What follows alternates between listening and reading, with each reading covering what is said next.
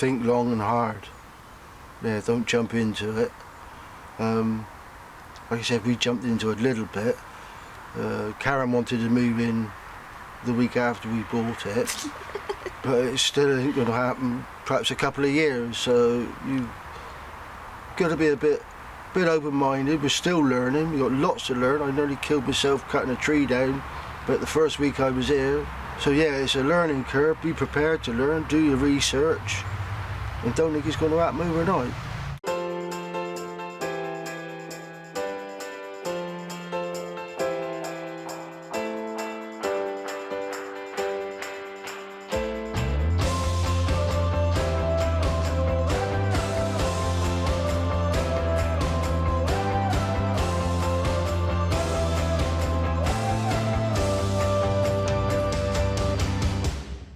Not paid into a pension, either of us, because we've never earned enough to be able to do that.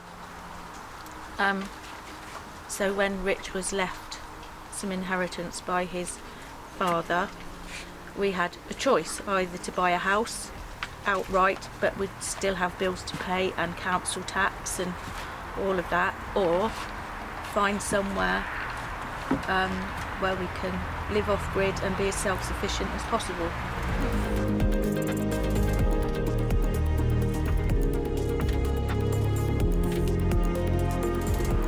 I think we're legally allowed to stay 28 days, so that's a plan. We could spend the odd weekend here rather than getting here lunchtime and going home about 4:30. We could spend all night here, get up the next day bright and early and crack on and get a lot more done. We could actually build the main log cabin here, but we just haven't got permission to live in it. So maybe we could just crack on with that while we're fighting the battle for permanent residency. I think that we're going to have to address them at some point. It's just something else we've got to look into, because it's never been built on. It's the rules and regulations and everything else that might hold us up a little bit. So until we learn a little bit more about that and get over the problems that might arise, that's going to hold us up a little bit. But there's nothing, as like Caran said, stop us milling up some wood and putting some potential footings in and things like that. But I think it's possible. I think it's doable if we play fair and be honest and do it the right way.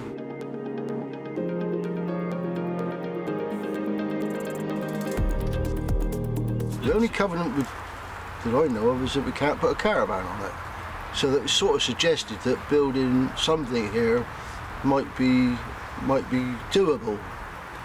So we need to look into that a little bit more, but we're just setting ourselves up so that we can spend a little bit more time over here as and when the need arises to put the main cabin in.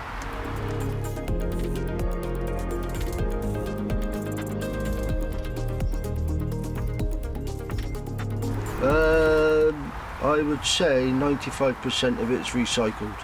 It's only the roofing I've had to buy. The rest of it's all bits of wood I've found. The deck in here is pallets that I got from work that are being thrown away. You had to buy the perspex. Same as the long drop and the little shed. So yeah, wherever I can, it's either gifted, borrowed, or acquired.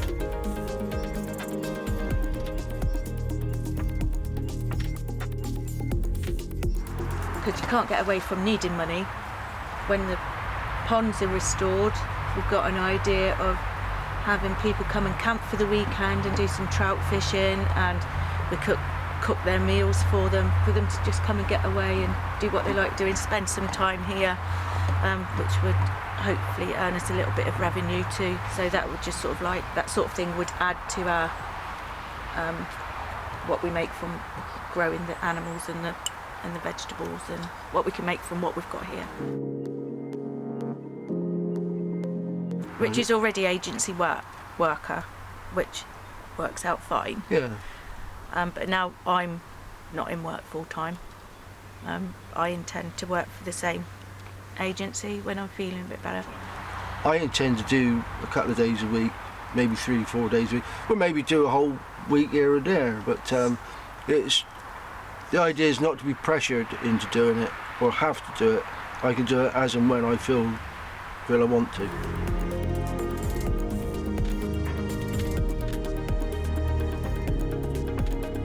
We bring water at the moment, just containers.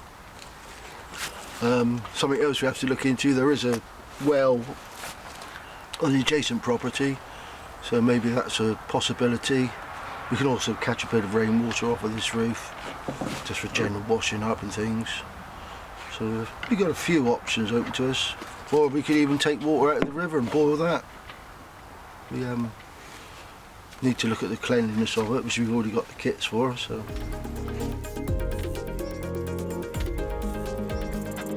And the river has actually washed the bank out and has drained the pond, which is quite fortunate, because I want to dig all the silt out and restore it, which will give us a greater volume of water, as I said earlier, to step the ponds down,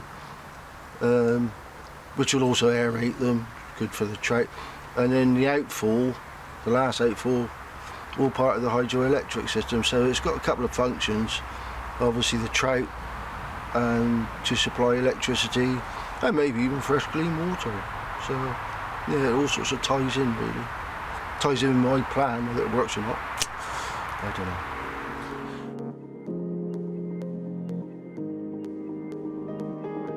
There's lots around here in the trees we can eat. We've made a load of elderberry cordial, elderberry mead, elderflower wine, elderflower champagne, and that's just from what we could collect in this first year of having it. So we're all the time building up ideas of how we can use what is grown here, and there is an awful lot. We're really, really blessed with it all. We've got lots of silver birch here, so we make birch sap wine. It's a more natural, healthier way to live. A little bit spiritual as well. We're both kind of from a bit of a spiritual background. So yeah, it just seems to be getting away from all the mundane stuff and just coming back to nature where we all started. And that's part of the reason for doing it. And I just think it's a nicer way to live, to be honest.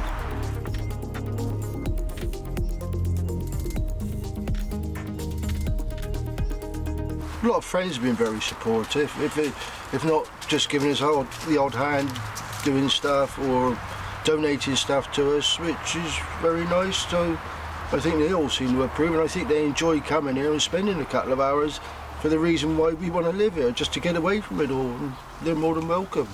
And we thank them for their efforts and their gifts.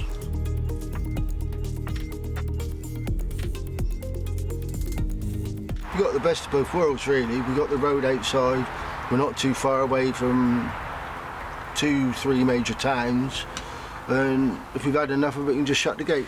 We know that we're going to need trips into town and things like that, so this is perfect for us. So having the network of the main road not so far away is a bonus.